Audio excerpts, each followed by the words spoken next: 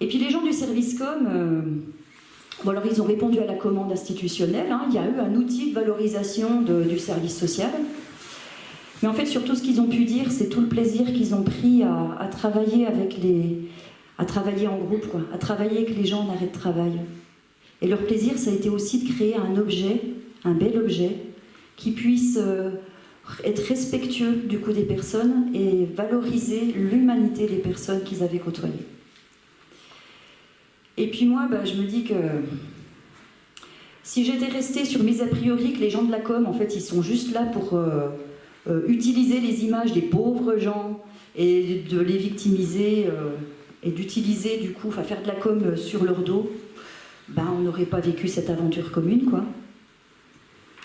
En fait, je ressentais de la fierté, moi aussi, d'avoir été à côté des gens en arrêt de travail pour que eux-mêmes, du coup, ils créent quelque chose dont ils étaient fiers à la fin, quoi. Eh ben, j'adore ton histoire.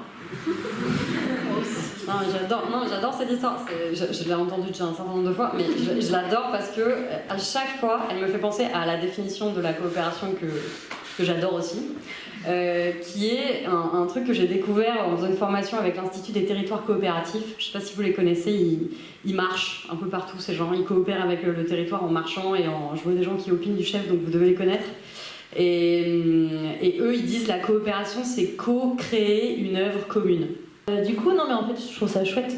En fait, les histoires d'avant m'ont fait penser à celle-là. Et après, je me suis dit, mais en fait, il y en a plein des exemples, j'en ai plein.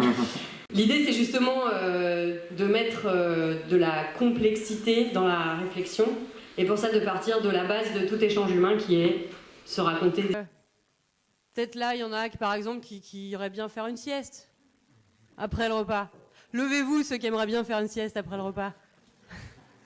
Ah bon, voilà. Ok, alors, maintenant, le soleil brille sur les salariés d'une association. Levez-vous. Les salariés, ok. Ah, il y en a qui s'assoient, qui se lèvent, qui s'assoient. Bon. Alors, j'ai cru comprendre que... Alors, je vous remercie, asseyez-vous. Maintenant, le soleil brille sur les étudiants qui ont déjà fait un stage dans une association. Parce qu'apparemment, il y avait aussi des étudiants. Ah, il y en a quand même quelques-uns qui se lèvent dans la salle. Moi, mon histoire, c'est une histoire de travail, mais c'est une histoire de travail pas rémunéré. Donc, il y a toujours le bénévolat, hein, c'est toujours entre travail et pas travail. Donc, j'essaye d'assumer le fait que c'est du travail. Dur, mais voilà, c'est du travail. Donc, je suis bénévole au Moulinage de Chirolles, qui est un lieu en Ardèche, une ancienne usine de 4000 m² où on réhabilite un immense bâtiment pour faire une salle de spectacle, des locaux d'activité et puis des appartes. Et alors, c'est un lieu en autogestion, quoi. Donc les lieux en autogestion, il y a la vaisselle en autogestion, les chiottes en autogestion, vous voyez les trucs en autogestion, quoi. Et en fait, tout le monde se marre, je pense que tout le monde pense à des situations.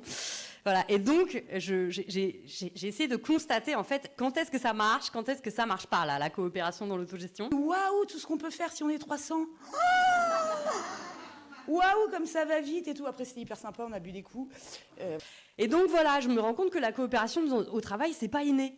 Et qu'on coopère pour rattraper les saucissons.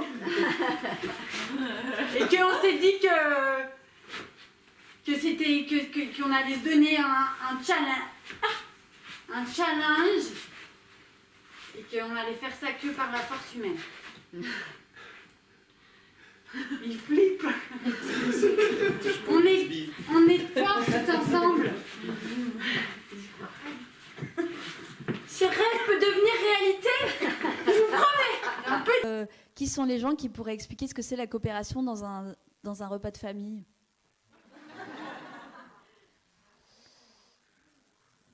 Levez-vous, non ? Les incultes, en fait, ça désigne les personnes qui sont considérées comme non légitimes à prendre la parole publiquement, hein, qui détiennent des savoirs qui sont considérés comme non légitimes. Et du coup, la proposition aujourd'hui, c'est de renverser ça, c'est de considérer que les savoirs d'expérience, ils ont une légitimité. Voilà. Donc dans le récit de maintenant, le pirate, c'est celui qui vole. En fait, l'origine de l'histoire, on peut aussi se dire que c'est le mec qui défend la liberté. Donc déjà là, l'imaginaire, bon. Et puis après, je continue l'histoire, là, donc là, je me dis quand même, dans mon apprentissage, je me dis, attends, merde, j'ai pas appris la bonne histoire, pourquoi mon imaginaire est-il formaté de cette manière ? Bref, et là, je continue l'histoire, je me rends compte qu'en fait, les pirates ont inventé la sécu. je déconne pas. Mais non, mais voilà, c'était pas voilà, donc désolé Delphine, mais en fait, du coup, les pirates, déjà, élisaient leur capitaine. Donc ça, c'était le premier truc genre d'horizontalité, que j'ai un peu halluciné. Je me suis dit, bah quand même, moi je pensais que c'était hyper hiérarchisé en mode mafia, tu vois, la piraterie. Et deuxième truc, donc la sécu, parce que caisse de prévoyance. Parce que pirate, c'est un métier un peu risqué. Bon, tu peux... La manière dont le projet a fonctionné dans une espèce de bienveillance, en effet, enfin, l'équipe a fonctionné, les amateurs autant que les professionnels ont œuvré ensemble, il nous arrivait plein d'emmerdes. La pluie, parce que c'était en extérieur, autour d'un château dans la forêt, et on jouait la nuit, donc il fallait répéter la nuit. Il y a eu le Covid qui fait que l'acteur principal a dû arrêter la veille, on l'a remplacé. Mais tout le monde s'est entraidé. Voilà, les bénévoles ont aidé les techniciens. Un technicien a finalement joué un rôle. Enfin, il y a eu une espèce de truc où tout le monde s'est donné à fond dans le projet, quoi, et que c'était le projet qui primait avant tout. Et l'envie de coopérer. Voilà, la coopération, ça me fait aussi penser à ça, comment œuvrer tous ensemble pour qu'un projet aille jusqu'au bout. Bonjour, asseyez-vous. Alors, c'est qui là? Nous allons faire... C'est ma copine aussi.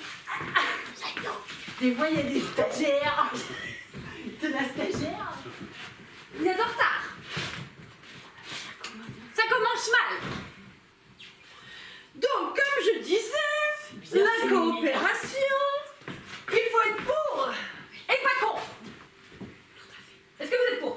Je suis tout à fait pour. Est-ce que vous êtes pour? Fayotte. Moi, je sens une petite opposition. Ah, voilà, c'est une très bonne chose. Allez. Allez, hop. Un peu gêné. Allez. J'ai une proposition, la coopération, on est pour, on n'est pas contre, on dit oui. On dit oui. Alors, et vous êtes pour ou contre? Je suis pour. Très bien. Donc, premier exercice pratique. Vous allez vider le seau à caca. C'est pas grave. On fait le trac. Ah, moi, je sais, moi. Moi, je sais. Elle a dit qu'elle savait. Non, mais il faut être deux, j'ai dit. Tu regardes, t'es ma copine, t'as dit. On est pour. Le leader charismatique de la naissance, c'est l'enfant. Qui, bon voilà, tu sais pas quand, à quelle heure, si c'est dans la nuit, machin, tu sais pas comment ça va se passer, tu sais pas si ça va aller vite, pas vite, enfin c'est lui qui décide, quoi. Bon, après, il y a quand même un élément indispensable à sa naissance, voilà, il a besoin quand même de coopérer avec une maman qui va, voilà, qui faire travailler son périnée, son utérus, la plasticité de son vagin, etc., pour qu'il puisse sortir. Et moi, en tant que parturiente, j'avais un autre collègue avec qui j'avais besoin de coopérer largement. C'était, en l'occurrence pour moi, c'était le père de l'enfant. Parce que, en fait, pendant que j'étais mobilisée à m'occuper de mon corps, quoi, pour que l'enfant puisse sortir, j'étais bien contente qu'il puisse dialoguer avec le quatrième larron de l'histoire, qui était l'équipe soignante.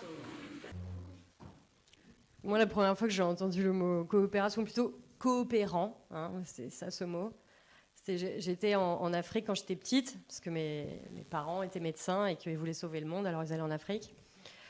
Et du coup, mon père travaillait pour l'AFVP, l'Association française des volontaires du progrès. Ça fait rêver, hein? Je sais. Mais voilà. Et en fait, donc il était coopérant. Et j'ai compris à l'époque qu'il y avait des bons coopérants en Afrique et puis il y avait les mauvais coopérants. La coopérative, j'ai longtemps cru que c'était juste un endroit où on achetait du fromage. C'était donc pour moi la coopérative, la première fois que j'ai entendu parler, c'était pour aller faire mes courses dans le village à Unico. Et c'était donc la coop. Et là, dans ce livre, il disait qu'il n'y avait pas que ça, qu'il y avait aussi la coopération, par exemple les fourmis. C'est ça dont je me rappelle. Et qu'elles, comme elles coopéraient bien, elles arrivaient à se débrouiller dans le monde. Et j'ai trouvé ça intéressant. Ça m'a rassuré par rapport à mon malaise, par rapport à la compétition, par exemple, où moi, je n'ai jamais réussi. C'est trop dur de gagner comme de perdre, enfin, je trouve ça insupportable.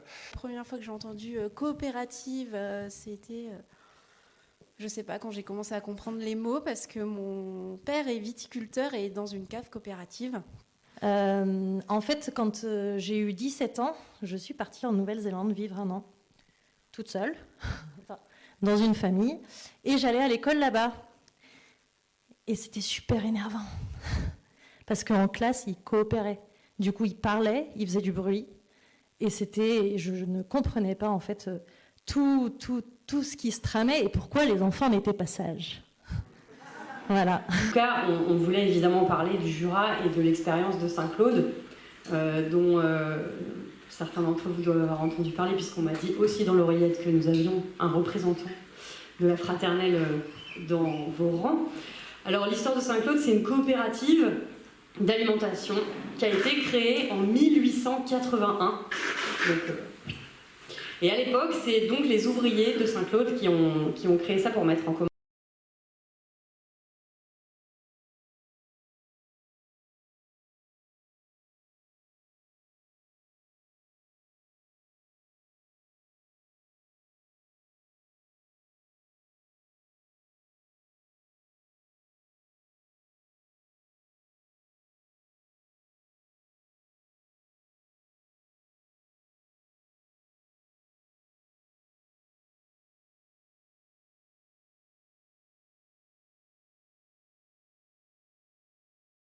Ce qui était impressionnant, c'est qu'ils avaient des stocks de bouffe pour 3 semaines, parce qu'il y a toutes les 10 minutes, il y avait quelqu'un qui arrivait avec un pack de lait, de l'eau, ils avaient des pâtes pour 3 semaines.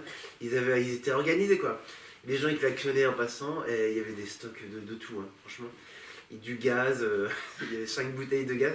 Il y avait même, il y a un truc qui m'a marqué, c'est qu'il y avait un petit monsieur qui était venu avec une enveloppe, il y avait 60 € dedans, il leur a donné, on sentait que c'était la moitié de sa retraite, quoi. Bah, en fait, on sentait que tout le monde voulait qu'ils tiennent le plus longtemps possible. Et moi, je m'étais retrouvé du coup avec mes 2 colocs et on était autour d'un brasero, donc c'était comme dehors. Et du coup, on était une dizaine autour de ce brasero à faire cuire des merguez. Et donc, il y avait un arabe, un mec d'extrême droite, des profs, des infirmières qui bossaient en Suisse. Enfin, on était juste, il y avait cette diversité que j'ai rarement vue en fait. Et du coup, franchement, on incarnait bien la fraternité pour le coup. Et du coup, moi je me suis dit, comme fraternité, c'est comme un des mots qui est le plus inscrit sur nos mairies, hein, quand même, avec liberté, égalité. Et du coup, je me suis dit, mais au fond de moi, je me suis dit, mais en fait, tous les maires, notre président, il devait être content, quoi. Il devait avoir le chaud au cœur en disant, ça y est, enfin, la fraternité émerge toute seule dans notre pays. Et du coup, je me suis dit, c'est clair, la mairie, l'État va vraiment soutenir. Ils vont ramener des tentes, des packs d'eau, tout ça. Et puis en fait, je pense que vous avez peut-être suivi, c'est pas ce qui s'est passé.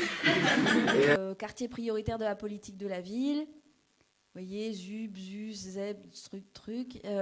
Et les gens, en fait, dans les années 80, il y a eu plusieurs délocalisations de la grosse entreprise de sidérurgie qui employait énormément de monde, particulièrement dans ces quartiers pauvres.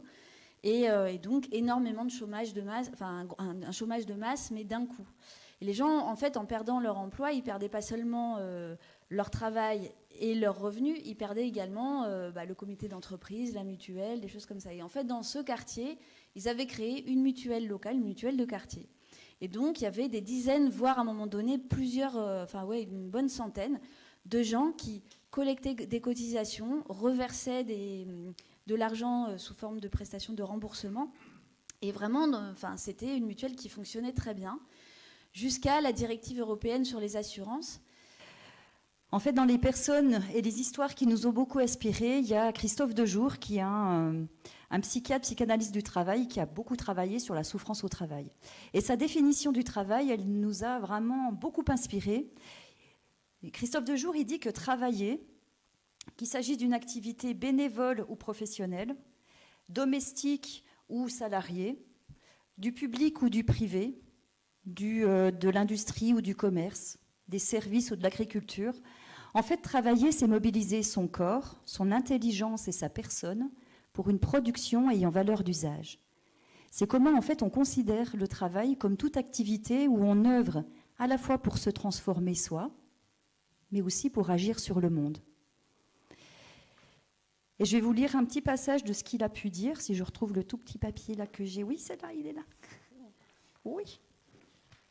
Ou c'est comment aussi le travail peut être un endroit de résistance. Attends, je vais coopérer avec toi. Merci. Du coup, j'ai plus de main dispo. Tout seul, c'est perdu d'avance. Et il faut réfléchir aux modalités de la résistance. C'est prendre des risques, être plusieurs. C'est un engagement personnel. C'est moral et politique. C'est des coopérations horizontales et verticales. Cela nécessite des coordinations, des complicités, la création d'une enclave pour sauver quelque chose.